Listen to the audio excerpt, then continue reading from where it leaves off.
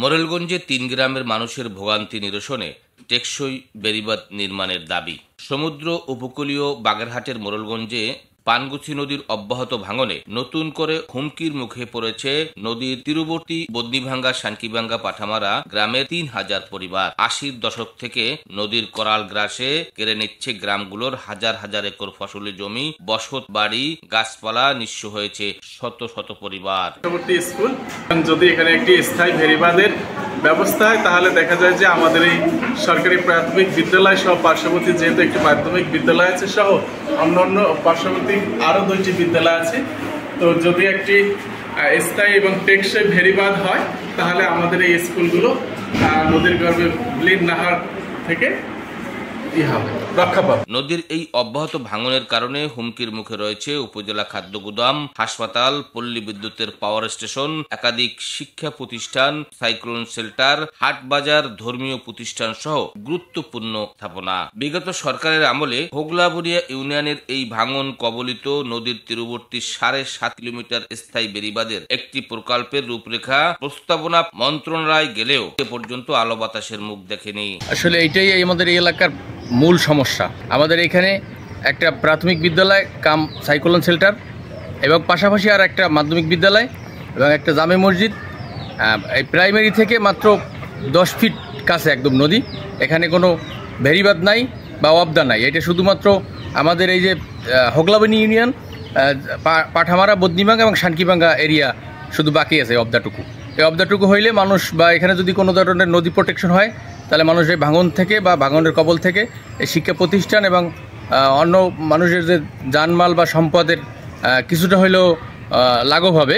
মোরেলগঞ্জ উপজেলার পানগুছি নদীর পূর্ব পারে হোগলাবনি ইউনিয়নের বিষখালী সুইচ গেট থেকে মরাবলেশ্বর অভিমুখী ৭.৫ কিলোমিটার এলাকা জুড়ে শানকিভাঙ্গা, বদনিভাঙ্গা ও পাঠামারা এই 3টি গ্রামে কমপক্ষে ৩,০০০ পরিবারের জনসংখ্যা রয়েছে ২০ থেকে ২৫,০০০। ৮০-র দশক থেকে পানগুছি নদীর অব্যাহত ভাঙনে নদীর তীরবর্তী শত শত পরিবার বারবার তাদের বাড়িঘর ও ফসলি জমি হারিয়ে এলাকা ছাড়তে বাধ্য হয়েছে।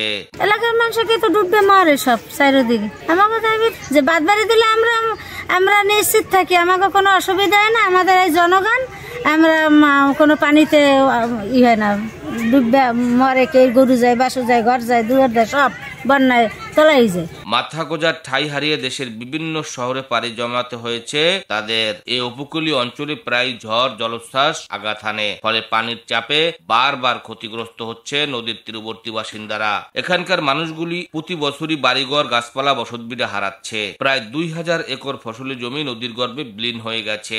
নদীর এই ভাঙনের কারণে নতুন করে হুমকির মুখে পড়েছে বদনিভাঙ্গা গ্রামের বাটা বাজার হয়ে পাঠামারার হাজীগঞ্জ বাজার পর্যন্ত ৪.৫ কিলোমিটার মাটির রাস্তা বিভিন্ন স্থান থেকে ভেঙে গিয়ে জনসাধারণ চলাচলে চরম দুর্ভোগে পড়েছে। বি পাঠামারা সরকারি প্রাথমিক বিদ্যালয়, দক্ষিণ পাঠামারা হাজীগঞ্জ সরকারি প্রাথমিক বিদ্যালয় সহ 6টি প্রাথমিক বিদ্যালয়, বদনিভাঙ্গা আদর্শ মাধ্যমিক বিদ্যালয়, বিএস রহমাতিয়া দাখিল মাদ্রাসা, হাজীগঞ্জ বাজার, 8টি মসজিদ, উপজেলা খাদ্য গুদাম, হাসপাতাল, বিদ্যুতের সাব স্টেশন সহ গুরুত্বপূর্ণ একাধিক স্থাপনা রয়েছে হুমকির মুখে।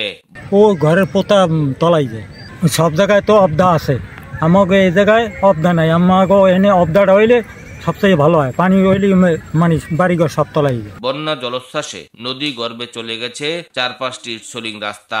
নতুন রাস্তা করা হলে কিছুদিন যেতে না যেতেই তার অস্তিত্ব বিলীন হয়ে যায়। এই সমস্যা সমাধানের একমাত্র পথ স্থায়ী বেড়িবাঁধ। এ সম্পর্কে বাগেরহাট জেলা পানি উন্নয়ন বোর্ডের নির্বাহী প্রকৌশলী আবু রায়হান মোহাম্মদ আল বিরুনি বলেন, মোরেলগঞ্জ ইতিমধ্যে 10.5 কিলোমিটার স্থায়ী বেড়িবাঁধের কাজ শুরু হয়েছে। মোরেলগঞ্জ শহর সহ ঘষিয়াখালী হয়ে সন্ন্যাসী অভিমুখী 4টি স্পটে নদী সুরক্ষায় জিওব্যাগ ও ব্লকের কাজ চলমান রয়েছে। তবে নদীর অপর প্রান্তে হোগলাবনিয়া বেড়িবাঁধের জন্য প্রকল্প অনুমোদন হয়নি। তো তলাই যায়, বাড়িঘর একটু বেড়ি থাকলে একটু কম তলায়, ধরেন গাছপালা, বাড়ি ঘর দুয়ার, পোতা মতা খইয়া ভাঙ্গিয়া সুরিয়া পড়িয়ে যায়। মোহাম্মদ আলামিন শেখ, দৈনিক দক্ষিণ বার্তা, মোরেলগঞ্জ।